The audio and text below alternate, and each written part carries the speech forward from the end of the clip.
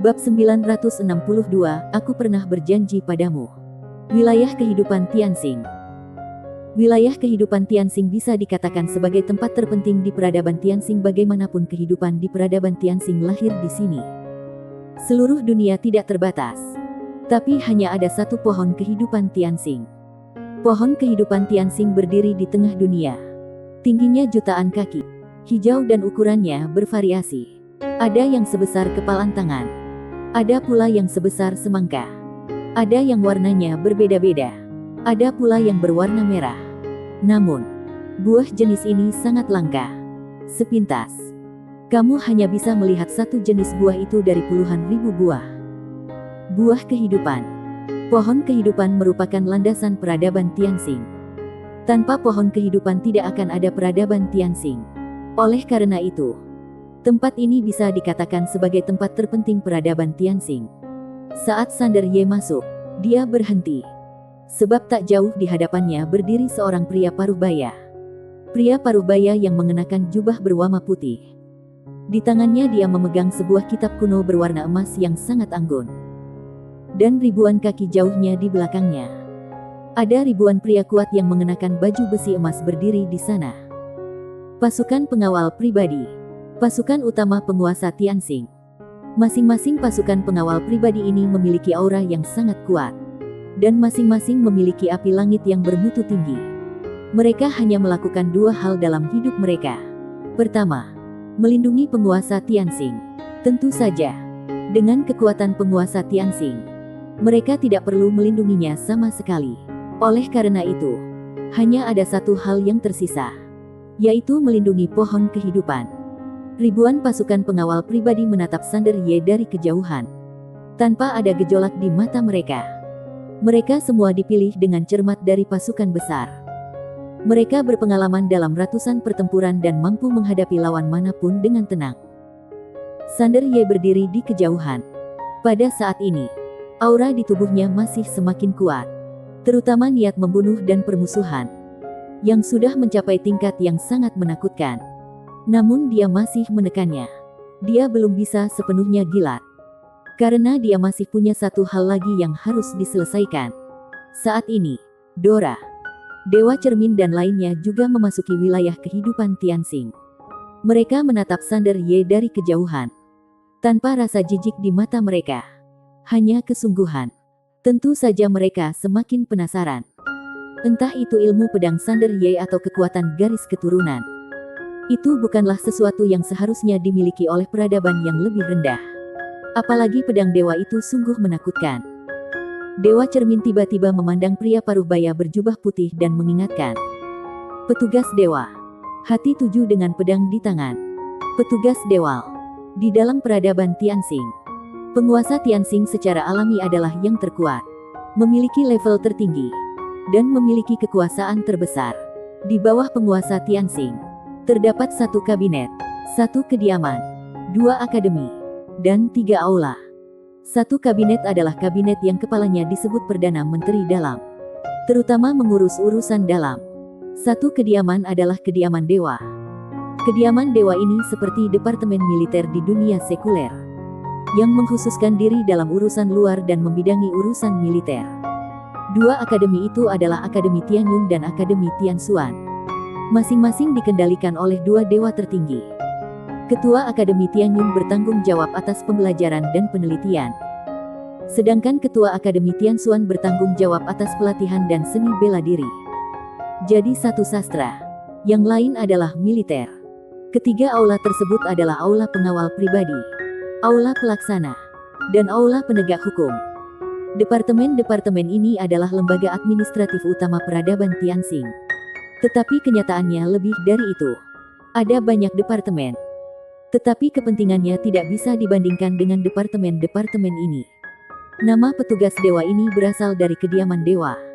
Dan dia adalah petugas dewa di kediaman dewa. Ada 3 petugas dewa dan 1 penguasa di kediaman dewa. Setelah petugas dewa mendengar perkataan Dewa Cermin, matanya tertuju pada pedang Kingxuan di tangan Sander Ye di kejauhan. Dengan sedikit keterkejutan dan rasa ingin tahu di matanya. Saat ini, Sander Ye tiba-tiba mengangkat kepalanya perlahan. dan matanya tertuju pada pohon kehidupan. Tianxing di ujung pandangannya. Ada banyak buah di atasnya. Matanya yang seperti lautan darah akhirnya memiliki warna yang berbeda. Melihat tatapan Sander Ye, wajah seluruh master peradaban Tianxing yang hadir menjadi gelap. Pohon kehidupan adalah objek ketuhanan tertinggi peradaban Tianxing. Bahkan kalau manusia melihatnya sekilas, itu adalah penistaan. Saat ini, Sander Ye tiba-tiba menoleh untuk melihat ke arah Yinia di belakangnya.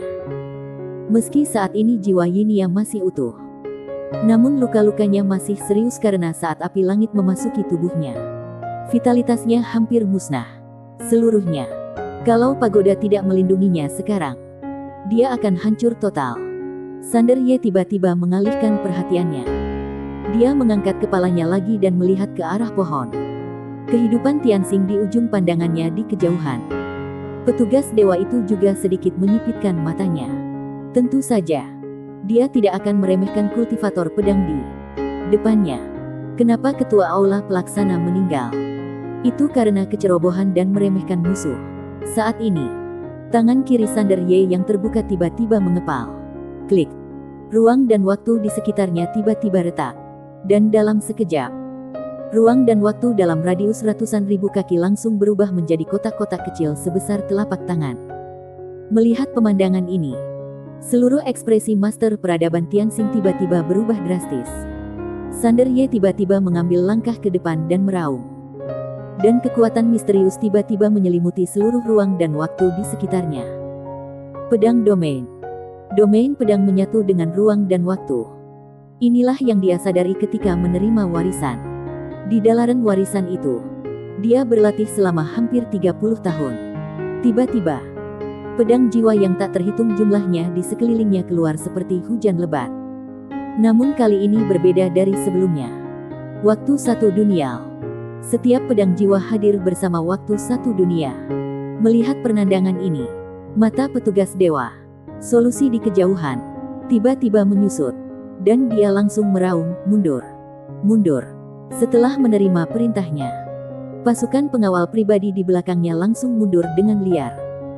Saat Dewa Cermin dan Dewa Tianfu melihat Sander Ye hendak mengambil tindakan, mereka sudah mundur. Karena mereka tahu bahwa kultivator pedang dari peradaban tingkat rendah ini mungkin akan meningkatkan keterampilan.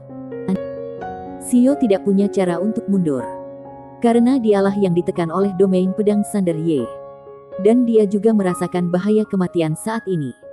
Buku kuno yang dia pegang di tangan kanannya bergetar hebat. Dan dalam sekejap, tak terhitung jumlahnya kata-kata emas kuno tiba-tiba terbang keluar.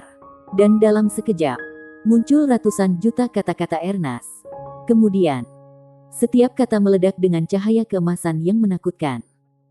Dia ingin menghancurkan domain pedang Sander Ye serta ruang dan waktu misterius ini dengan paksa. Tetapi pada saat ini, saat Sander Ye menebas ke depan dengan pedang Kingsuan di kedua tangannya, kekuatan tak terlihat tiba-tiba memenuhi udara. Dan waktu seolah membeku. Miliaran cahaya emas mulai menghilang sedikit demi sedikit dan akhirnya berubah menjadi ketiadaan seperti abu. Di kejauhan, petugas dewa juga tetap di tempatnya.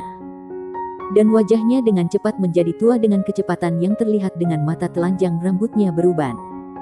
Wajahnya dipenuhi kerutan. Dan tubuhnya memancarkan bau busuk dan aura kematian.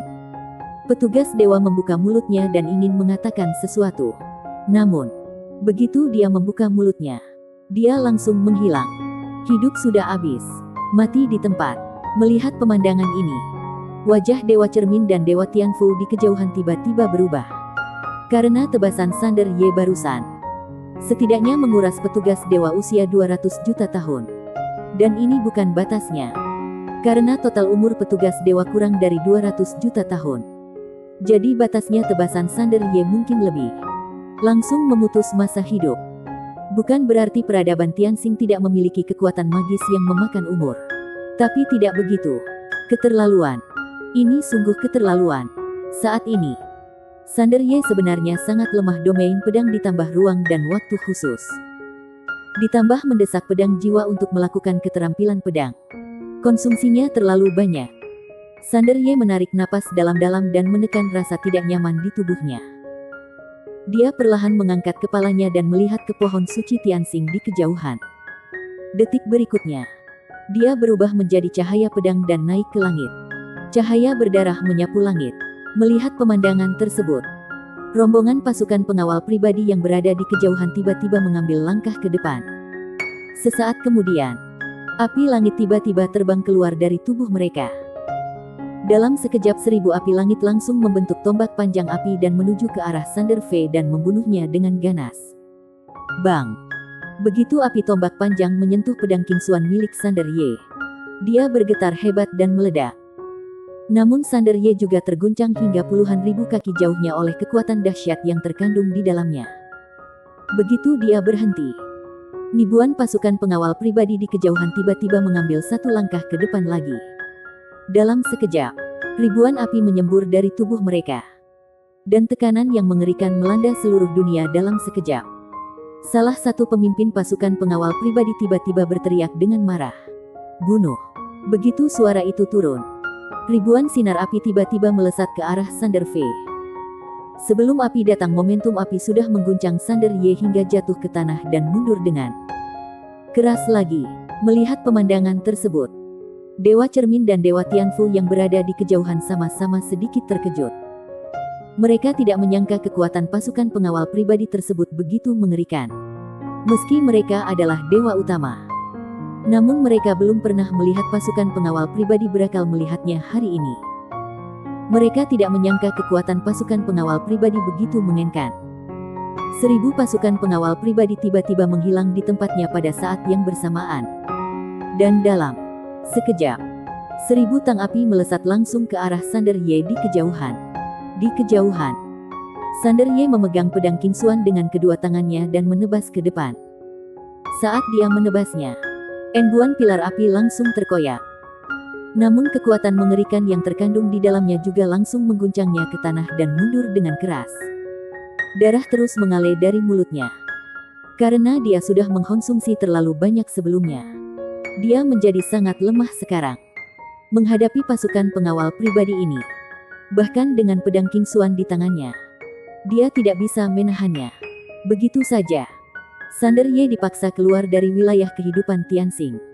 Saat ini, Vinia perlahan membuka matanya. Tapi dia sangat lemah. Dia menatap Sander Ye, yang berlumuran darah di depannya, dan tertegun. Lalu berkata dengan lemah, "Suamiku." Tubuh Sander Ye sedikit gemetar. Dan matanya akhirnya tidak lagi penuh darah, tetapi memiliki sedikit rasa kemanusiaan. Yinia melingkarkan tangannya di leher Sander Ye. Air mata mengalir di matanya. "Aku tidak mau makan buah Tianxing lagi." Saat ini, rombongan pasukan pengawal pribadi kembali menyerang mereka. Sander Ye menatap pohon kehidupan Tianxing di ujung pandangannya dan berkata dengan lembut, "Aku berjanji aku akan wujudkan hari ini." Setelah mengatakan itu, dia terlihat garang. Tiba-tiba mengulurkan tangan kirinya, lalu menjabatnya dengan keras. Klik. Kisi-kisi ruang waktu muncul kembali di ruang sekitarnya. Melihat penandangan ini, wajah rombongan pasukan pengawal pribadi Tianxing berubah drastis dalam sekejap. Dan mereka akan mundur. Tapi sudah terlambat. Dan kekuatan misterius diam-diam menyelimuti mereka. Waktu satu dunia. Melihat Sander Ye kembali menampilkan skill pedang yang menakutkan tersebut, rombongan pasukan pengawal pribadi Tianxing langsung merasa ngeri dan mundur dengan kasar. Saat pedang Sander Ye jatuh, rombongan pasukan pengawal pribadi Tianxing membeku di sana. Api langit. Mereka menghilang bersamaan dengan kecepatan mengerikan yang terlihat dengan mata telanjang. Mereka berubah menjadi debu dan asap. Ribuan pasukan pengawal pribadi semuanya binasa. Pada saat ini, Sander Ye sudah menghabiskan kekuatan terakhirnya dan memaksakan diri menggendong Yinia untuk bergegas menuju pohon kehidupan Tianxing. Dia merentangkan tangan kanannya dengan gemetar. Dan pedang Qingxuan naik ke langit. Tetapi pada saat ini, aura menakutkan tiba-tiba muncul di belakangnya. Mata Sander Ye tiba-tiba menyusut. Tapi saat ini dia tidak punya cara untuk melawan. Jadi dia harus menggunakan sisa kekuatan terakhir di tubuhnya untuk berbalik dan melindungi Yinia di belakangnya. Saat ini, tombak berkekuatan dahsyat menusuk perutnya dan juga Yinia. Tombak panjang menyeret mereka berdua terbang mundur ribuan kaki jauhnya. dan akhirnya memakukan mereka ke dinding batu di kejauhan. Darah tiba-tiba mengucur dari sudut mulut Sander Ye. Tangan kanannya yang terbelah tiba-tiba perlahan terbuka lagi. Dan pedang King Xuan jatuh tepat ke tangannya. Sander Ye memetik buah itu dengan susah payah dengan tangan kirinya. Lalu perlahan menyerahkannya ke mulut Yinia dan berkata dengan lembut, "Cicipi." Bersambung. Sander Ye menenangkan.